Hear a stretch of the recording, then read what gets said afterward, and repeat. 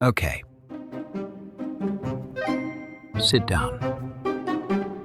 I need to tell you about a missed deadline. A kingdom throws a christening, owns 12 golden plates, and picks the guest list based on dishware. The uninvited 13th fairy RSVPs anyway, with a curse instead of a casserole. The king's fix? Ban every spindle in the realm.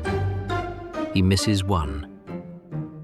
15 years later, the curse lands, and the entire kingdom, court, clocks, cook, and one extremely lucky housefly, sleeps through every deadline it has for 100 years. Folks, this file didn't go cold. It got told. Let's go. Fairy Tale Flip. Episode 11. Sleeping Beauty, a Statute of Limitations story. Or, as the file reads, the clock stopped for everyone. A king and queen finally have the daughter they've wished for, and they throw the feast of the century. Now, this kingdom contains 13 wise women, fairies, each one capable of blessing a child or the opposite. Every rational protocol says, invite all 13. The palace counts its golden plates. 12. So they invite 12. The notice failure? The plates. Folks, I need you to sit with this. An interested party, a known interested party with documented magical standing, is struck from the service list because of a tableware audit. Rent a plate, borrow a plate, give her your plate, and eat off a trencher like a king with functioning survival instincts. The party is glorious. The gifts roll in. Virtue, beauty, wealth, wit. 11 fairies deliver 11 blessings, each one a small legal miracle of unconditional granting. One blessing remains ungiven, and that's when the doors bang open. The 13th fairy walks in ungreeted, unfed, and unserved. No hello, no gift wrap, just a judgment read into the record. When the princess turns 15, she will prick her finger on a spindle and fall down dead. And she turns and leaves. The default, the curse. Because that's what this is, folks. The kingdom failed to serve an interested party. That party never got her day at the table, so she entered judgment on her own terms in default. I do not approve of the remedy. It is wildly disproportionate. But do not tell me you couldn't see the filing coming. You counted plates. Now, the 12th fairy hasn't given her blessing yet. She steps forward. She cannot lift the curse, that power is spent. She can soften it. Not death, sleep. 100 years. The commutation, the amendment. Folks, she can't vacate the judgment, so she renegotiates the sentence on the spot. That is the finest appellate work in 11 files, performed pro bono at a christening. The king responds like every executive who's just been handed a 100-year liability. He overcorrects. Royal decree. Every spindle in the kingdom shall be burned. The fix, the recall. And as recalls go, no registry of units, no notice to remote users, no verification of destruction, and compliance measured entirely by the size of the bonfire. Our dramatization unit, fresh off their collections file triumph, reconstructed the effort at scale.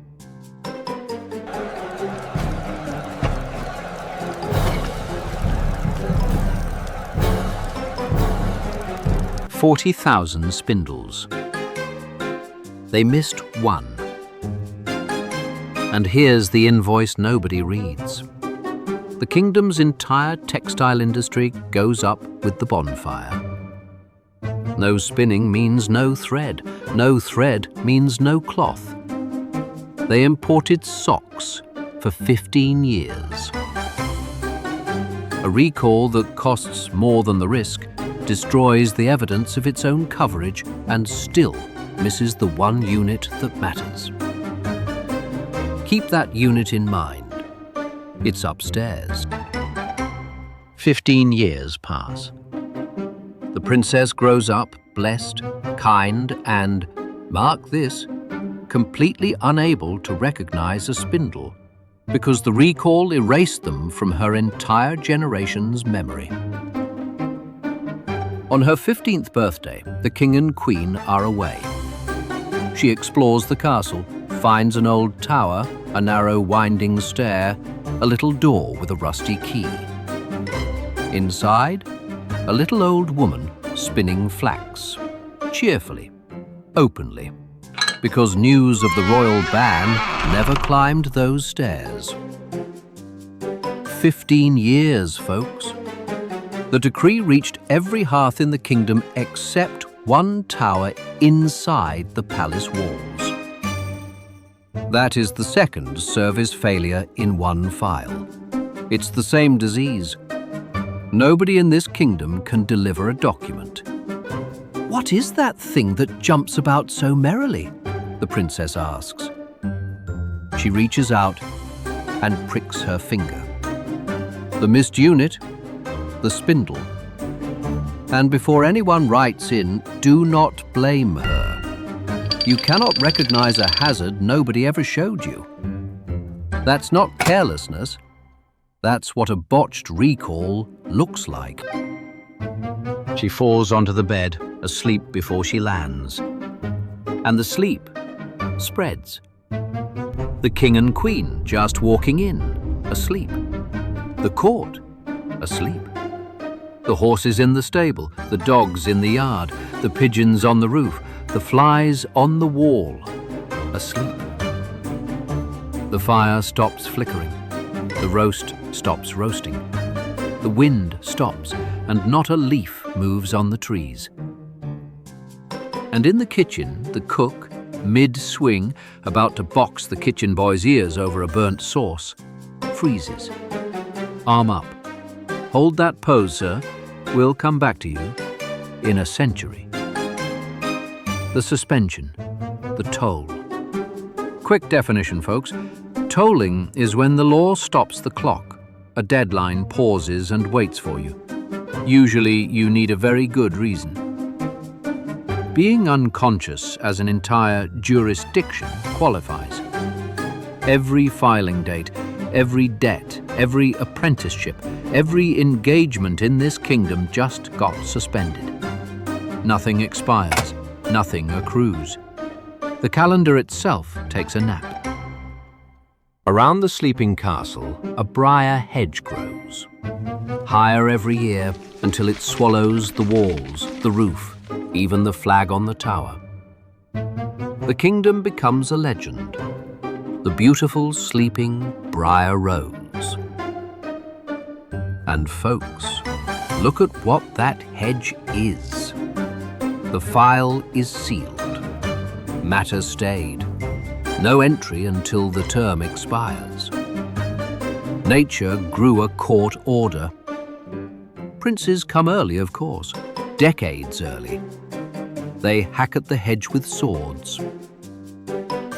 In the original edition, the thorns catch them, hold them, and they die miserably. No, different edition.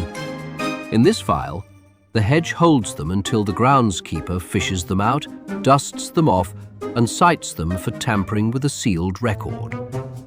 They live. They go home. They tell everyone the hedge is a scam.